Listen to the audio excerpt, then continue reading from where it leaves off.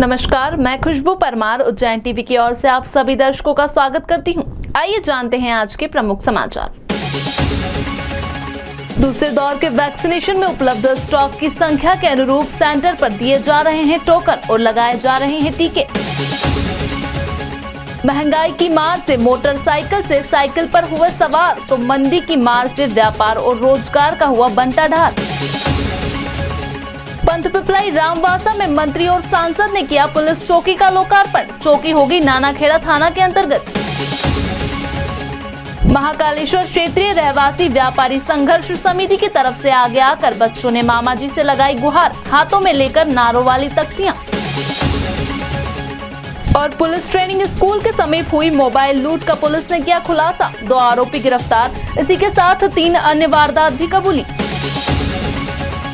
और अब समाचार विस्तार से। वैक्सीन की अनुपलब्धता से रुके हुए दूसरे दौर के टीकाकरण पुनः शुरू हो गए। उपलब्धता के आधार पर टोकन बांटकर किए जा रहे हैं टीकाकरण। शहर के विभिन्न टीकाकरण केंद्रों पर दूसरे दौर का टीकाकरण आरंभ कर दिया गया है। टीके की उपलब्धता के आधार पर पूर्व से ही टोकन वितरित कर टीकाकरण की संख्या निर्धारित की जा रही है। हालांकि टीका लगवाने आए नागरिक इस व्यवस्था की सराहना कर रहे हैं।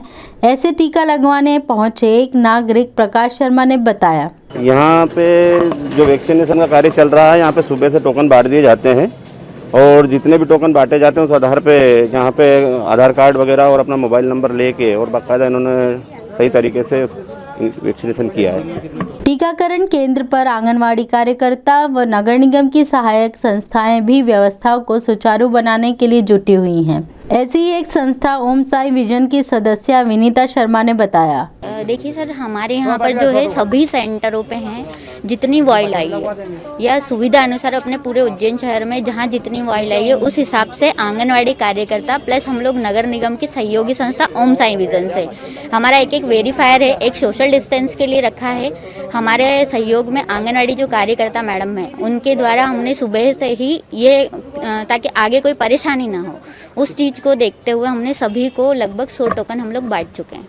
दिन भर में 100 टोकन बांटेंगे? हाँ, हमारे पास अभी जितनी वॉइल आई है उसके अनुसार ही हम टोकन बांटते हैं। मान लीजिए हमारे पास 10 वॉइल आई है तो हम 100 टोकन बांट देंगे। उसके बाद में अगर उसके बाद ज़्यादा लोगों को अगर रोक रहे हैं तो लोगों को मात्र परेशान करना है, इसलिए हम लोग जितनी वॉइल आई है उसी हिसाब से जितने डोज है उस हिसाब से हमने टोकन बांट दिए हैं। लगातार पेट्रोल की कीमतों में हो रही वृद्धि से हलाकान उपभोक्ता वाहन छोड़ ले रहे हैं साइकिलों का सहारा। बढ़ती महंगाई के साथ ही पेट्रोल के दाम भी लगातार नई ऊंचाइयों को छू रहे हैं, जो बढ़ते बढ़ते लगभग 109 रुपए प्रति लीटर तक पहुंच गए हैं। इसी से परेशान बाइक चालक शैलेंद्र गोठवाल ने वाहन छोड़कर अपनी दिनचर्या के लिए साइकिल का उपयोग करना आरंभ कर दिया। मीडिया के समक्ष उन्होंने अपनी बात कुछ इस अंदाज में रखी। इसका कारण ये है कि महंगाई अभी इस दौर में चरम सीमा पे है अपनी, कि महंगाई से सभी लोग त्रस्त हो चुके हैं। और अभी जो परिस्थितियाँ चल रही हैं कोरोना काल में, मतलब नौकरी धंधे व्यवसाय वगैरह सब बंद हो चुके हैं, तो आदमी का एक आजीविका का साधन है वो भी नहीं मिल पा रहा। तो आदमी क्या करे, तो आदमी का जो मतलब व्यक्ति है वो साइकिलिंग है। तो साइकिलिंग के अगर बहुत सारे फायदे भी हैं। अब जैसा पेट्रोल की, हाँ, तो पहले बाइक से घूमता था मैं, तो अभी परिस्थिति ऐसी हो गई है कि अपन तब पैसा मैनेज नहीं कर पाएंगे, तो इसलिए फिर मैंने साइकिल ली। और पेट्रोल की बढ़ती कीमतों से त्रस्त सन्नी गामड़ ने कहा कि पूर्व में जितनी कीमत के पेट्रोल में बाइक 7 दिन चलती थी, अब मात्र 3 दिन चलती है। बहुत ज़्यादा महंगा हो गया है, इससे गाड़ी का एवरेज तो पूरा ही खत्म हो गया है। जो गाड़ी मतलब 7 दिन चलती थी वो अब 2 दिन चल रही है कि 100 रुपये में। आज कितने रुपए? आज पेट्रोल हो गया 108 रुपये और कुछ इंगानू पैसे हैगा, मतलब वही 9 रुपये हो चुका है। अब और कितना बढ़ाई गवर्नमेंट? क्या क्या परेशानी आ रही है? परेशानी आ रही है ना, अब बोझ बढ़ गया ना अपने ऊपर। अब जो गाड़ी मतलब 7 दिन चल रही थी वो पता पड़े 3 दिन ही चल रही है, तो आदमी परेशान हो रहा है कि नहीं, मतलब कितना रेट बढ़ाएंगे। मतलब एक बुजुर्ग खान भाई नलवाला ने अपनी पीड़ा कुछ यूँ व्यक्त की। बहुत ज़्यादा परेशानी हो रही है, जितना पहले में होता रहा इतना ज़्यादा कम होने लगे और ज़्यादा 108 रुपये करीब। यह बाजार है, उठते उठते ही उठेगा। फिलहाल तो मद्दीवाड़ा है, मिस्त्री, ठेकेदार, प्लम्बर सभी जूझ रहे हैं बढ़ती महंगाई और घटती आमदनी से। जैसे बीमारी घोड़े की चाल से आती है और चींटी की चाल से जाती है, वैसे ही बाजार की मंदी है। बाजार 2 बार के लॉकडाउन से बुरी तरह बैठ गया है, लिहाजा संभलने में काफी वक्त लगेगा। उस पर रही सही कसर बढ़ती महंगाई पूरी कर रही है। ठेकेदार अब्दुल गनी बता रहे हैं कि बिल्डिंग मटेरियल के भाव बढ़ने से निर्माण कार्य ठप हो गए हैं। अच्छा 500 रुपए रोज कमाना भी मुश्किल हो गया है। एक तो कोरोना काल है, दूसरा जो है कि डीजल के भाव बढ़ गए, उस कारण जो है मटेरियल लाइन का सरिया, रेती, गिट्टी, सीमेंट सबके भाव बढ़े हुए आ रहा है। एक तो ये है और एक कोरोना काल की वजह से लोग काम नहीं करा रहे। अब हम जो है 500 रुपये हमारा आज की तारीख में दिन भर कमाना बहुत मुश्किल हो गया। भवन निर्माण श्रमिक मोहम्मद आमिर का कहना है कि काम नहीं मिलने से आमदनी घट गई है और बाजार में महंगाई बढ़ने से गुजर बसर दुश्वार हो गया है। सर वैसे तो मैं नल फिटिंग और प्लम्बरिंग का काम करता हूँ, सैनिटरी फिटिंग भी करता हूँ मैं। और काम के बारे में जो बता रहा है कि काम बहुत मद्दीवाड़ा चल रहा है अभी, हर किसी के पास इसलिए गुंजाइश नहीं हो पा रही है कि काम करवा चुके, क्योंकि पेट्रोल डीजल और तेल वेल के सबके भाव बढ़ रहा है। काम अभी ईंट सरिया महंगा हो गया है, नल का सामान महंगा हो गया है, सब चीज़ महंगी आ गई है। पहले एक 200 रुपये की छड़ आती थी पाइप की, अब 300 साढ़े 300 रुपये की छड़ आती है। सैनिटाइजर व्यापारी जगदीश रामलानी का कहना है कि लोगों की क्रय शक्ति महंगाई बढ़ने से घट गई है। कोरोना काल की मंदी की वजह से तो कभी कभी 10 रुपए भी नहीं कमा पाते। लॉकडाउन के बाद तो गिराकी कमजोरी है, मतलब इतनी गिराकी होना चाहिए उतनी हो रही है, पर कुछ महंगाई भी हो गई, बढ़ गई है। इसमें पाइप में करीबन 50% बढ़ गए हैं, नलों में 10% तक बढ़ गए हैं रेट, और लोगों की क्रय शक्ति भी ख़त्म हो गई है, कम हो गई है थोड़ी, तो अभी धंधों में तो बहुत फर्क है। इंदौर रोड ग्राम पंत पिपलाई रामवासा में 60 लाख से निर्मित नवीन पुलिसकर्मी चौकी का लोकार्पण जनप्रतिनिधियों, पुलिस के आला अफसरों की उपस्थिति में किया गया। इंदौर उज्जैन के व्यस्ततम व्यावसायिक मार्ग पर सुरक्षा की दरकार के चलते पंत पिपलाई रामवासा में नवीन पुलिस चौकी का लोकार्पण उच्च शिक्षा मंत्री डॉक्टर मोहन यादव व सांसद अनिल फिरोजिया ने किया। उनके द्वारा पूर्ण विधि विधान से पूजन विधि संपन्न कर नाम पट्टी का अनावरण के साथ किया गया व 60 लाख के नवीन भवन में प्रवेश के लिए फीता भी काटा गया। कार्यक्रम के पूर्व पुलिस कप्तान सत्येंद्र कुमार शुक्ल द्वारा अतिथियों का अभिनंदन पुष्प गुच्छ भेंट कर किया गया। इस अवसर पर अपने विचार व्यक्त करते हुए मंत्री यादव व सांसद अनिल फिरोजिया ने कहा, मेरी अपनी ओर से उज्जैन के लिए खास करके इंदौर रोड हमारा सबसे ज़्यादा यातायात वाला और बगल के इंदौर व्यापारिक दृष्टि से बहुत महत्व का शहर है। ऐसे में उज्जैन में आने के लिए पंत पिपलाई से एक तरह से प्रवेश द्वार है। जिस प्रकार से सामान्य लोगों की सुरक्षा की दृष्टि से पुलिस की अनिवार्य उपस्थिति रहती है, मैं उम्मीद करता हूँ आसपास के गाँवों के लिए, इधर क्षेत्र के लिए पुलिस चौकी बहुत उपयोगी सिद्ध होगी। हम सब कामना करते हैं कि जिस प्रकार से यशस्वी मुख्यमंत्री ने हमारा उदार मन से जो हम प्रस्ताव देते तुरंत मानते हैं। आज ये 60 लाख से ज़्यादा लागत से ये भवन बन के तैयार हुआ है। इस उपलब्धि पे मेरे साथ हमारे माननीय सांसद अनिल फिरोजिया जी, एसपी साहब, यहाँ मंडल के अध्यक्ष और जनपद के उपाध्यक्ष रवि वर्मा जी, करण सिंह जी, आयना रमेश वर्मा जी, सबके साथ हमने जो शुभारंभ किया, हमारे सरपंच साहब को भी धन्यवाद कि यहाँ एक अच्छी उपलब्धि ली। अपराध पे लगाम लगना चाहिए, अंकुश लगना चाहिए। ये हमारे मध्य प्रदेश के यशस्वी आदरणीय शिवराज सिंह जी की भी मंशा और हमारी भी मंशा।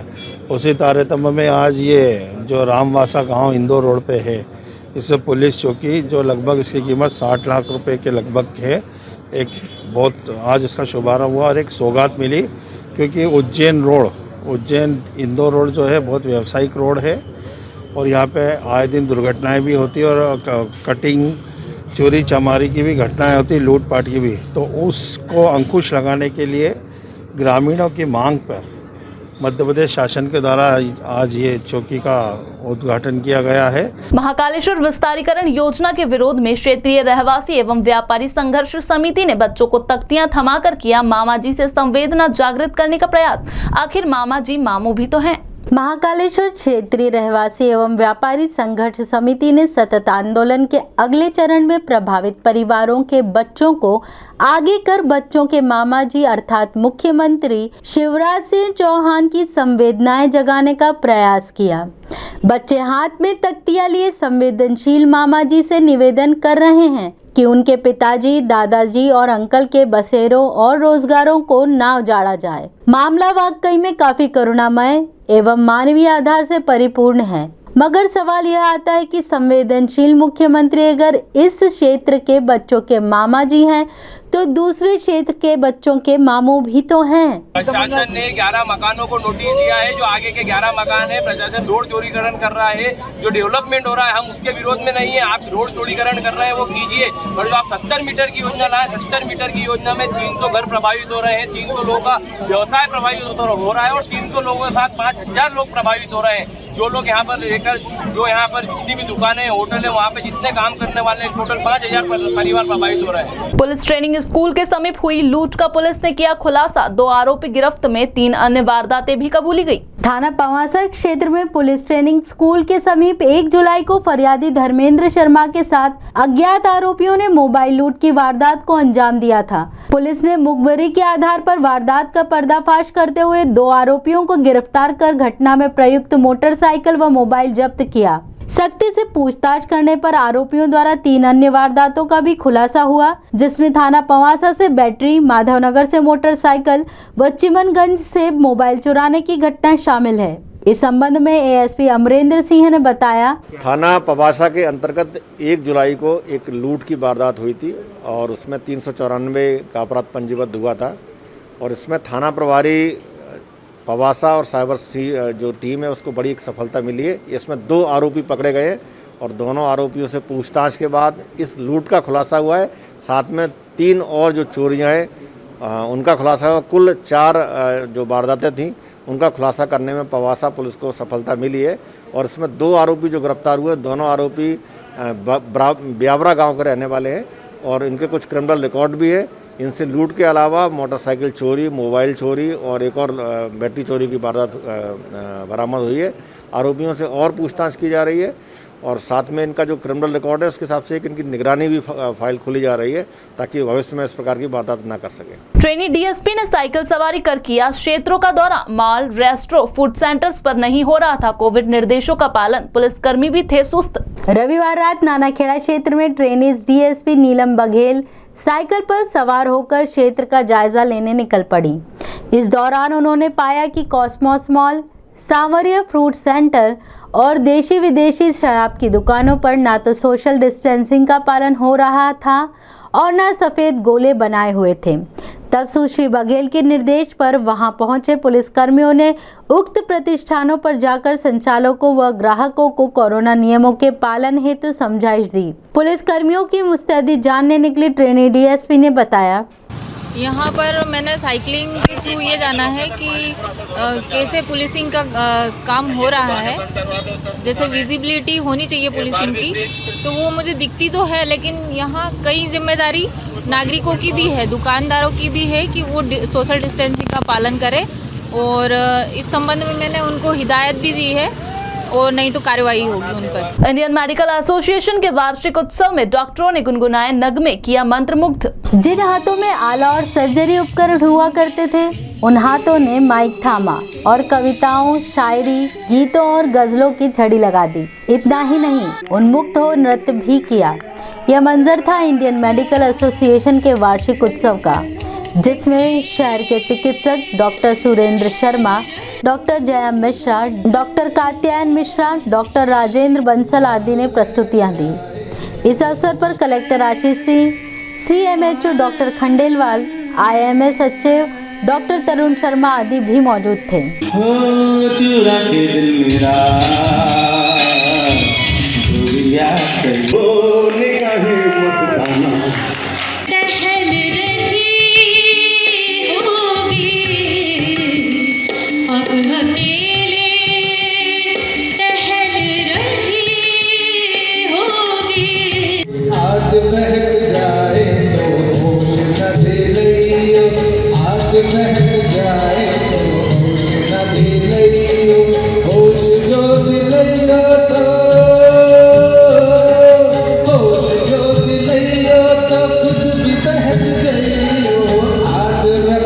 आषाढ़ मास शुक्ल पक्ष के द्वितीय तिथि 12 जुलाई को जगन्नाथपुरी में आयोजित होने वाली रथ यात्रा की तर्ज पर हर वर्ष इस्कॉन भी करता है रथ यात्रा का आयोजन। कोरोना काल के चलते रथ यात्रा अनुमति को लेकर संशय की स्थिति बनी हुई है।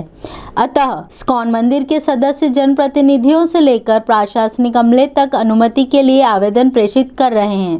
इसी सिलसिले में इस्कॉन का एक प्रतिनिधिमंडल पीआरओ पंडित राघव दास के नेतृत्व में उच्च शिक्षा मंत्री से मुलाकात करने पहुंचा। पंडित राघव दास ने जानकारी में बताया कि हमने पूज्य प्रभुपाद की जीवनी को पाठ्यक्रम में शामिल करने के अतिरिक्त रथ यात्रा अनुमति के लिए भी मंत्री जी से चर्चा की है। अनुमति न मिलने की स्थिति में परंपरा निर्वहन के लिए प्रतीकात्मक रथ यात्रा आयोजित की जाएगी। हाँ, 3-4 पॉइंट थे। गुरु महाराज का निर्वाण दिवस भी है और प्रभुपाद जी का 125वां साल चल रहा है, उसको भी उनकी जीवनी को भी मध्य प्रदेश की जो पुस्तकों में सम्मिलित करने का विचार है स्कूल्स में। और रथ यात्रा के लिए भी निवेदन किया है। उन्होंने कहा हाँ करिए, रथ यात्रा करिए। देखते हैं आगे क्या होता है। किसी प्रकार का रथ यात्रा की अनुमति के लिए कोई आश्वासन आपको दिया? उनको एक कागज हमने दिया है, एप्लीकेशन दिया है इस संबंध में। और आप कहाँ गुहार लगाना?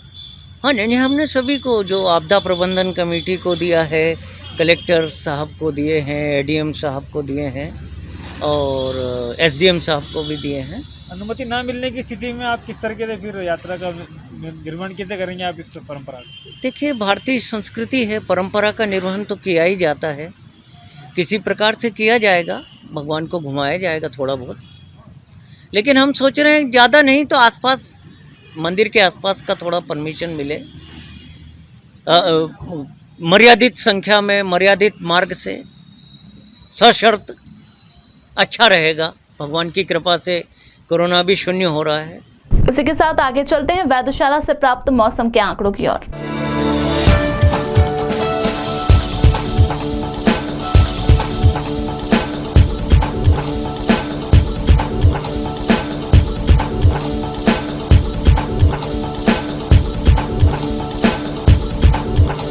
अंत में प्रमुख समाचार एक बार फिर।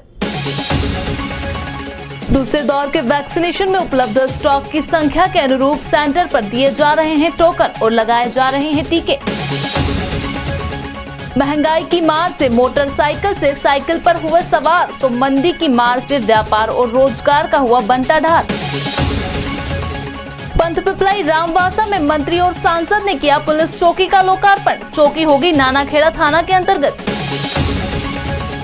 महाकालेश्वर क्षेत्रीय रहवासी व्यापारी संघर्ष समिति की तरफ से आगे आकर बच्चों ने मामा जी से लगाई गुहार, हाथों में लेकर नारों वाली तख्तियां। और पुलिस ट्रेनिंग स्कूल के समीप हुई मोबाइल लूट का पुलिस ने किया खुलासा, 2 आरोपी गिरफ्तार। इसी के साथ 3 अन्य वारदात भी कबूली। तो ये थे अब तक के प्रमुख समाचार। ताजा खबरों के लिए देखते रहिए उज्जैन टीवी। हमारे YouTube चैनल को लाइक, सब्सक्राइब करना ना भूलें। नमस्कार।